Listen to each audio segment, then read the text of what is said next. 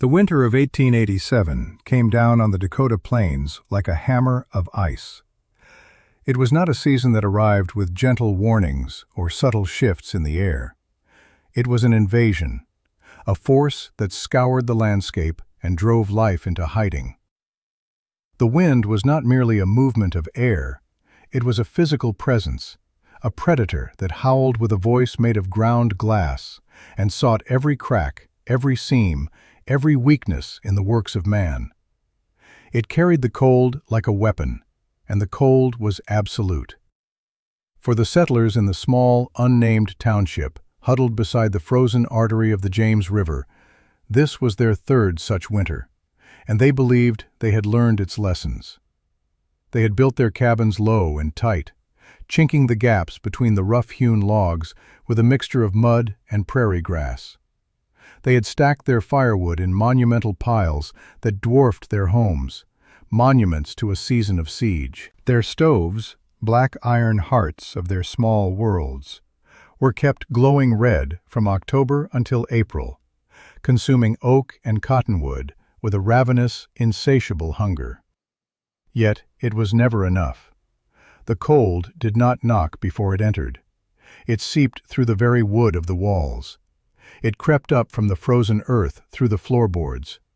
It laid a glittering veil of frost on the inside of the windows, and then, on the coldest nights, on the walls themselves. A cup of water left more than a few feet from the stove would be solid by morning. The warmth in these cabins was a small, embattled circle, a temporary truce in a war that was always being lost. Families lived their lives within this 10-foot radius, the heat scorching their faces while the cold gnawed at their backs. They were constantly feeding the beast in the center of the room. The woodpiles, which had seemed so immense in the golden light of autumn, shrank with an alarming speed. A man would spend his days chopping and hauling, only to watch his labor turn to ash in a matter of hours. The children were always bundled, their breath pluming in the air even indoors. Sickness was a constant shadow, a cough in the night that could turn into something far worse. This was the accepted reality, the price of staking a claim on this beautiful, brutal land. They fought the winter with fire, and the fire was a demanding, unreliable ally. Among them was a woman named Ilara. She was a widow, her husband taken not by the cold, but by a fever the summer before, leaving her with 2 small children, a boy of 7 and a girl of 5. She was quiet, seen as fragile by the other settlers, a woman whose continued presence on the prairie was a subject of worried speculation. She had come from the east, and her husband had been an engineer, a man who read books filled with strange diagrams and ancient histories. He had been a dreamer, they said, and now he was gone, leaving his wife and children to face the hammer of winter alone. When the time came to build a proper cabin before the first snows, the community offered its help. Thomas, the settlement's most experienced builder, a man whose hands were thick with the knowledge of axe and adze, came to her with a standard plan. A single room, 16 by 20 feet, with a sleeping loft. A stone fireplace at one end, or better yet, a hole for a modern iron stovepipe in the center of the roof. "This is the way it is done," he stated, his voice firm with the authority of experience. "It is the quickest, strongest way." Ilara looked at his drawing in the dirt, a simple square. She listened to his confident pronouncements. Then she shook her head, a gesture so small and yet so absolute that it silenced him. "No," she said, her voice soft but clear. "I will build it differently." She then knelt and with a stick erased his square. In its place, she drew something that made no sense to him. It was a longer rectangle, but at one end she drew a small, separate square, and at the other, a chimney. She then drew a series of lines running beneath the floor of the main rectangle, connecting the two. Thomas stared at the drawing. "What is this foolishness? There is no stove. There is no fireplace inside. Woman, a cabin is a box to hold heat. You are drawing a tomb to be filled with cold." He was not a cruel man, but he was a practical one, and he saw before him a dangerous fantasy that would orphan 2 children. "The fire will be outside," she explained, pointing to the small square. "The smoke and heat will travel under the floor, through channels, and warm the stones beneath me. The stones will then warm the house, all day and all night." Her knowledge came from her husband's books, from late-night conversations about Roman hypocausts and Korean ondol. He had been fascinated by the idea of gentle, radiant heat, of making the entire house a source of warmth, rather than just one spot within it. He had called it living heat. The men who had gathered to help Thomas just stared. One of them chuckled, a short, sharp sound of disbelief. Thomas shook his head, his patience gone. "That is the talk of books and dreams, not of survival. The ground will steal all your heat. The smoke will fill your house and kill you in your sleep. You cannot pull a fire's heat that far. It defies common sense." He stood up, wiping the dirt from his hands as if to wipe away her idea. "We will build you a proper cabin, the way we know works, or you will be on your own." "I will be on my own," Elara said, her gaze steady. There was no defiance in her tone, only a quiet statement of fact.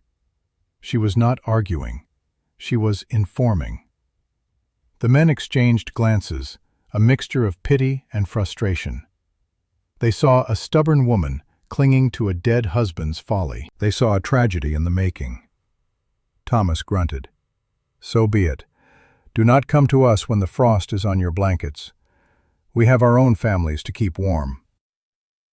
They turned and left her there, a lone woman with a strange drawing in the dirt, her 2 small children watching from the door of their temporary sod shelter. The community had offered its wisdom, and she had refused it. Now she was isolated, an island of perceived foolishness in a sea of hard-won practicality. The work began the next day. It was a labor that defied every convention of cabin building on the prairie. The other settlers, preparing for winter, would first raise the walls, racing to get a roof over their heads. The foundation was an afterthought, a few flat stones laid at the corners to level the first logs. Elara did the opposite. She did not touch a single log for weeks. Instead, she dug. She started by excavating the entire footprint of her cabin to a depth of 4 feet. The soil was dense, packed clay mixed with prairie roots, and the work was brutal. She used a spade and a pickaxe, her movements rhythmic and tireless. Each morning she was there as the sun rose, and she worked until the light failed. The children played nearby, gathering interesting rocks or chasing grasshoppers, their presence a silent testament to the stakes of her labor. The pile of excavated earth grew into a small mountain beside the deepening pit. Other settlers would pass on their way to hunt or check traps. They would stop and watch for a few moments, their faces a mask of confusion. "She is digging her own grave," one man muttered to another, loud enough for her to hear. They saw no logic in it. A house was built on the land, not in it. Thomas, overseeing the construction of a new cabin for a newly arrived family, would point to his own swift progress. "See," he would tell the newcomer, "walls up in 3 days, roof on by the end of the week. That is how you beat the winter." Then he would gesture towards Elara's pit. "That is how you invite it in to sit with you." Once the pit was dug, she began the most crucial part, the construction of the channels. Using flat stones she and the children gathered from the riverbed, she painstakingly built 2 parallel covered trenches running the length of the foundation. They were like long, hollow stone boxes, about a foot square. This was the part that required the most precision. The channels had to have a slight, almost imperceptible upward slope from the firebox end to the chimney end to ensure a proper draft. She checked the angle constantly with a water level her husband had made, a simple wooden trough with a notch. While she worked with stone and mud, the community buzzed with her strangeness. The women would gather at the trading post, shaking their heads. "Her poor children," they would say. "She works like a man, but with a woman's sense. None at all." They saw her dirt-streaked face and calloused hands not as signs of diligence, but as symbols of her misguided obsession. They were preparing their own homes in the accepted ways, canning the last of the garden vegetables, sewing thicker curtains, stuffing rags into the drafts that always, inevitably, appeared. Their work was a communal ritual of shared knowledge. Ilara's work was a solitary act of strange faith. After the channels were complete, she began the most arduous task of all, filling the rest of the pit with stones. For this, she needed tons of them. She built a crude travois, 2 long poles hitched to her late husband's placid ox, and made dozens of trips to the river. She chose the stones carefully, fist-sized to head-sized, rounded and smooth. She piled them in the pit, around and on top of the stone channels, until the entire 4-foot-deep excavation was a solid mass of rock, a dense, buried sea of granite and quartz.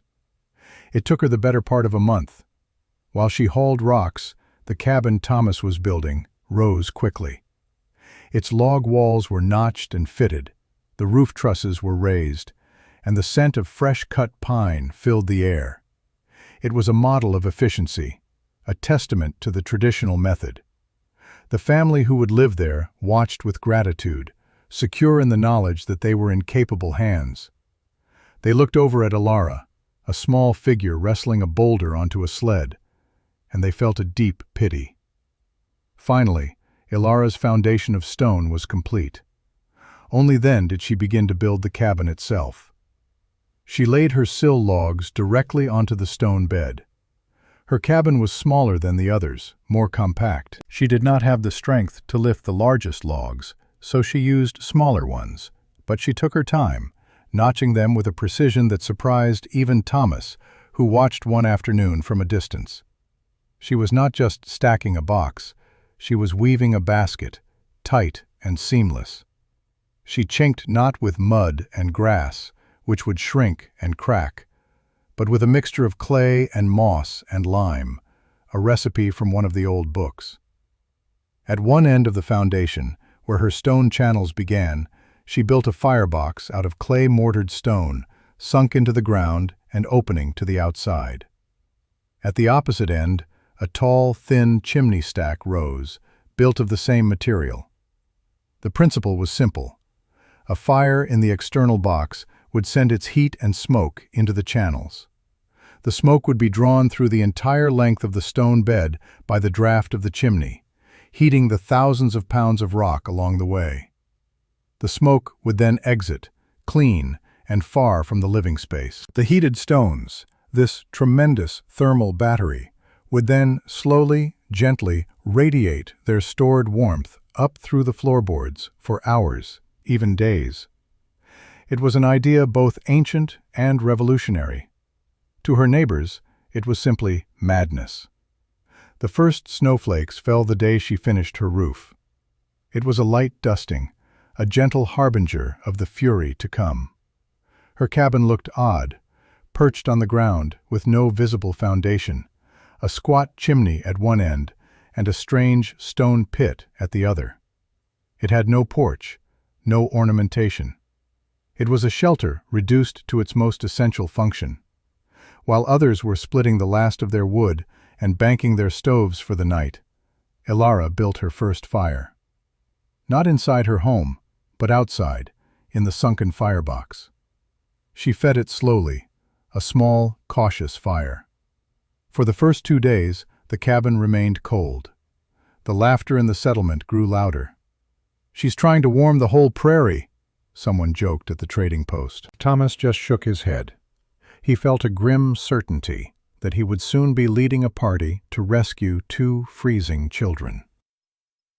The great storm did not announce itself. It simply appeared. One afternoon, the sky, which had been a pale, washed-out blue, turned the color of lead. The wind, which had been a constant but manageable force, fell into an unnerving silence.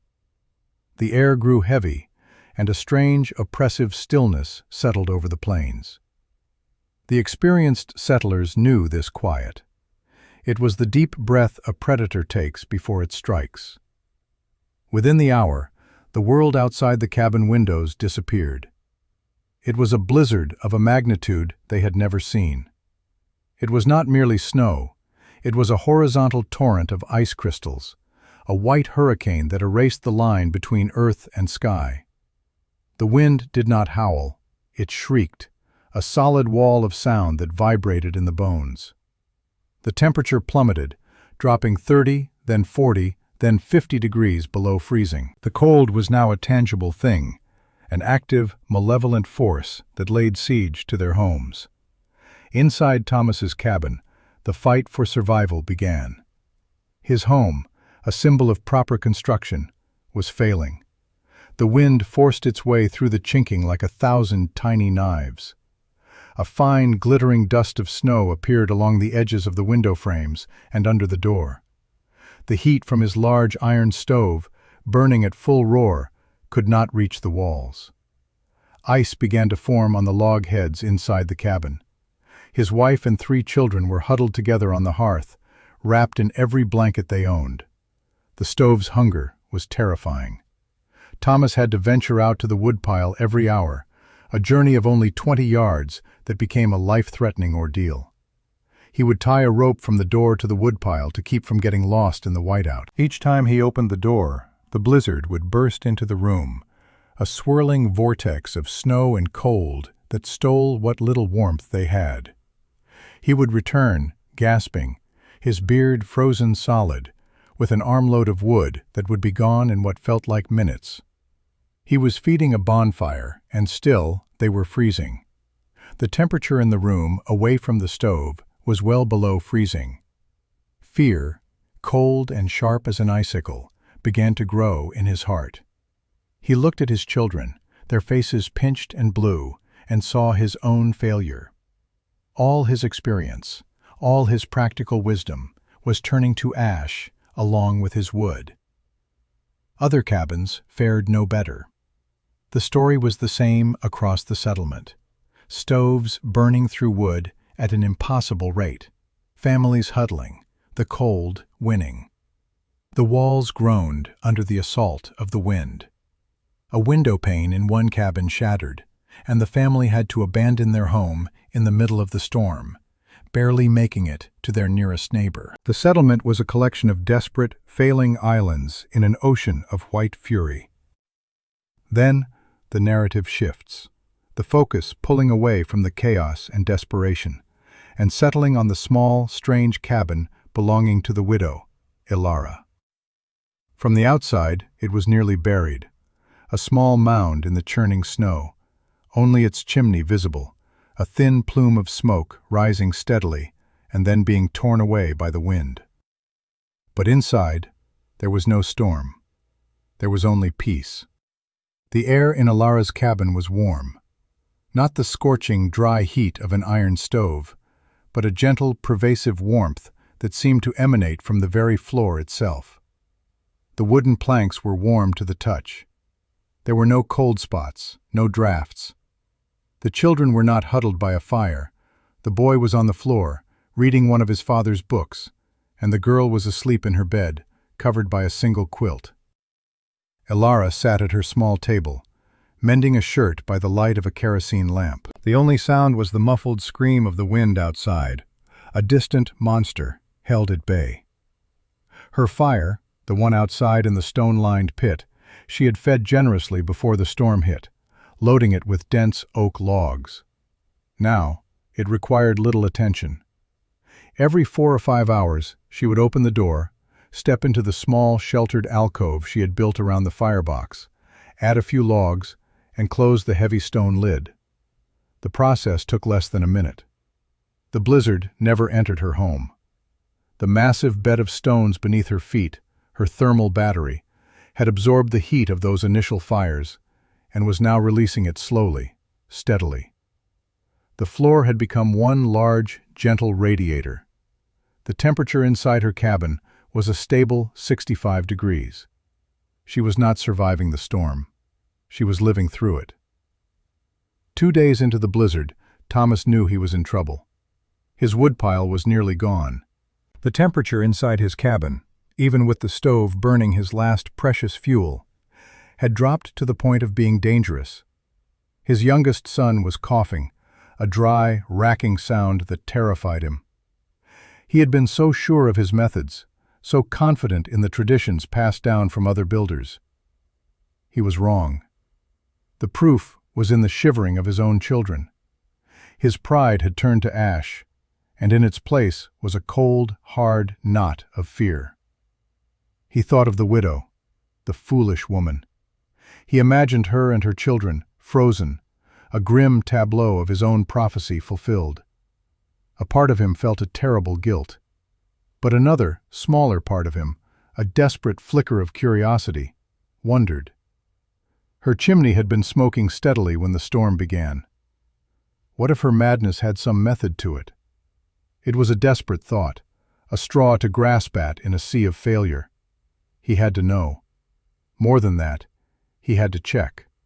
If they were in trouble, it was his duty as a leader in this community to help. He bundled himself in every layer he owned. He told his wife, "I am going to check on the widow. I will be back." She looked at him, her eyes wide with fear. "You can't," she pleaded. "You'll die out there." He looked at his son, whose shivering had grown worse. "We might die in here if I don't." He tied the rope around his waist, took a deep breath, and plunged into the storm. The journey was a blind, brutal fight. The wind tore at him, trying to rip the breath from his lungs. The snow was so thick he could not see his own feet. He followed the rope to the ghost of his woodpile, and then struck out in the direction he knew her cabin lay, counting his steps, praying his internal compass was true. He stumbled and fell, the snow instantly trying to bury him. He thought of his family, of the widow's children. He pushed himself up and staggered on. It was a journey of 100 yards that felt like 100 miles. He almost missed it. He bumped into a solid wall that wasn't supposed to be there, a drift of snow packed as hard as stone. He felt along it, and his hand found the rough texture of wood. It was her cabin. He fumbled his way along the wall, searching for the door. He found the latch, his fingers numb and clumsy. He pushed the door open and fell inside, bringing a blast of wind and snow with him. The door swung shut behind him, and the world went silent. The first thing he registered was the quiet. The screaming of the wind was gone, replaced by a gentle peace. The second thing was the light, a calm, golden glow from a lamp. The third, and most shocking, was the warmth. It was not a blast of heat from a stove. It was an embrace. It was everywhere. It rose from the floor. It filled the air. It was a soft, steady, life-giving warmth. He lay on the floor for a moment, stunned. He pushed himself up, his snow-caked clothes already beginning to melt. Ilara was there, her expression calm, unsurprised. Her children were looking at him from the bed, curious but not afraid. No one was huddled. No one was shivering. The little girl was holding a doll. The air was fresh. There was no hint of smoke, only the faint, pleasant smell of warm pine from the floorboards. Thomas looked around the small room, his mind struggling to comprehend what he was seeing and feeling. He looked for the stove. There was none. He looked for the fireplace. There was none. Yet the room was warmer, more comfortable than his own had been, even in the mildest days of autumn. He looked at the floor, then at Ilara. His mouth opened, but no words came out. He had come expecting to be a savior, to find a tragedy. Instead, he had stumbled into a sanctuary. "You are cold," Ilara said simply. She gestured to a chair by the table. "Sit. I will make you some tea." She moved with an unhurried grace. Her home was an island of summer in the heart of the ice age that raged outside. He took off his frozen gloves and held his hands out, not to a fire, but to the air itself. He could feel the warmth on his palms. He touched the floor. It was distinctly, miraculously warm. He finally found his voice, a raw whisper. "How?" He looked at her, his eyes filled with a confusion so profound it bordered on awe. He had built dozens of cabins. He knew wood and stone and iron. He knew the science of shelter as it was practiced on the frontier. Everything he knew said this was impossible. Ilara did not boast. She did not say, "I told you so." She simply answered his question with a quiet, factual explanation. "The stones," she said, nodding toward the floor. "The fire is outside. It warms the stones beneath us. They hold the heat for a very long time." She brought him a steaming mug of tea. He took it, his hands trembling slightly. He looked from her calm face to her peaceful children, then back to the impossible warmth of the floor. In that moment, all his pride, all his certainty, all his years of experience crumbled into dust. He was a master builder who knew nothing. She was the foolish widow who understood everything. He was wrong. It was a simple, devastating, and ultimately liberating fact. It worked. The blizzard broke on the fourth day. The wind died down, and a weak, watery sun appeared in a sky of bruised purple. The world was transformed, buried under a dozen feet of snow, sculpted into alien shapes and drifts. The settlers emerged from their cabins like survivors from a shipwreck, blinking in the bright, cold light. The cost of the storm was immediately apparent. Woodpiles were gone. Several cabins had been damaged. Everyone had a story of a desperate, near-frozen struggle. Then, the story of Thomas's journey to the widow's cabin began to spread. It started with his wife, who told her neighbor how he had returned from Ilara's, not frozen and exhausted, but with a look of stunned wonder on his face. He had simply said, "We are doing it all wrong." The news rippled through the small community, a tale of impossibility that was too strange not to be investigated. The first visitors came that afternoon, a group of 3 men, their faces etched with skepticism. They trudged through the massive drifts to Ilara's half-buried home. They knocked, and when she opened the door, they were met with the same gentle wave of warmth that had so shocked Thomas. They stepped inside, their expressions shifting from disbelief to confusion to outright awe. They shuffled their feet on the warm floorboards. They looked for the hidden stove, the secret trick. They found none. They left 20 minutes later, shaking their heads and speaking in low, hushed tones. By the next day, a steady stream of people made the pilgrimage to the stoveless cabin. Each person who entered had the same reaction. They would stop just inside the door, feeling the air, a look of profound astonishment on their faces. The women were particularly struck. They saw Ilara's children, healthy and calm. They saw a home where the cold had not been allowed to enter, where life had continued with a placid normality, while they had been locked in a desperate battle. The laughter that had once followed Ilara was gone. In its place was a deep, resounding silence of respect. She was no longer the foolish widow. She was a mystery. The most important visitor came on the 3rd day after the storm. It was Thomas. He did not come with a group. He came alone. He stood at her door, his hat in his hands, his face humbled and serious. He did not ask to come in. He simply stood on her doorstep and spoke. "I was wrong," he said, the words costing him a great deal, yet he said them clearly. "My family was cold. My wood is gone. You were warm. You had no stove." He looked at her, his gaze direct, stripped of all its former pride. "I ask you to teach me." It was a moment that changed the future of the settlement. The most respected builder, the keeper of the community's conventional wisdom, was asking for instruction from the woman they had all dismissed as a fool. Elara simply nodded. She did not demand an apology or revel in her vindication. The knowledge was not hers to hoard. It was meant to be used, to keep children warm. That was its only purpose. She stepped outside into the bright snow. With the heel of her boot, she cleared a large patch of snow, revealing the frozen earth beneath. She took a stick, just as she had done months before. But this time, when she knelt to draw, Thomas knelt beside her. He was not there to argue.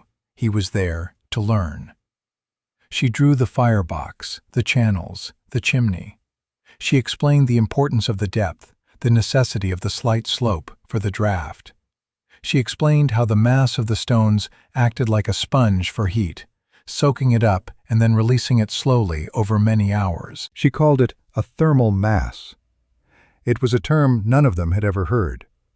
She explained that fighting the cold with a blast of hot air from a stove was a losing battle, because the air cooled quickly and escaped.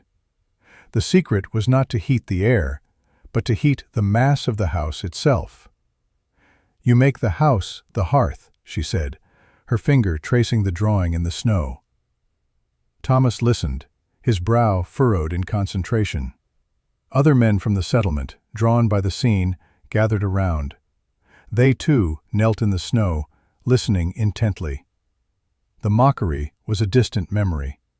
This was now a classroom, and Elara was the teacher. She shared everything her husband had taught her, all the principles from the old books, translated from theory into the practical reality of wood, stone, and clay. That spring, a great rebuilding began. It started with Thomas's own cabin. He and a crew of men, working under Elara's quiet guidance, carefully dismantled his floor. They dug out the frozen earth beneath his home, a back-breaking task. They built the stone channels and hauled the river rocks, creating the thermal battery that had saved her. It took weeks, but when they were done, and the first fire was lit in the new external firebox, the feeling of the steady, silent warmth rising from the floor of his own home was a revelation. Word of their success and of the brutal winter they had survived spread across the plains. The story of the stoveless cabins was told by travelers and land surveyors. People from other settlements, weary of the same endless battle against the cold, began to arrive. They came not just to see, but to learn. The landscape of the settlement began to change. New cabins were built from the ground up, using Elara's method. The foolish drawing in the dirt had become the blueprint for survival. The sight of a cabin without a stovepipe sticking out of its roof was no longer a sign of folly, but a mark of wisdom. Elara never sought credit or praise. She remained a quiet member of the community, her life defined by her children and her home. But her status had changed forever. She was no longer the pitied widow, but a source of quiet authority, a figure of immense respect. Her contribution was not just a new way to build, but a new way to think. She had taught them that the most powerful solutions are not always the loudest or the most obvious. She had proven that knowledge and observation could be more powerful than brute force and blind tradition. Years later, when her children were grown and the settlement had become a thriving town, the James River floor was a standard feature in homes across the territory. People lived in a comfort their parents could never have imagined, spending the harshest winters in peaceful, steady warmth, using half the wood their old stoves had demanded.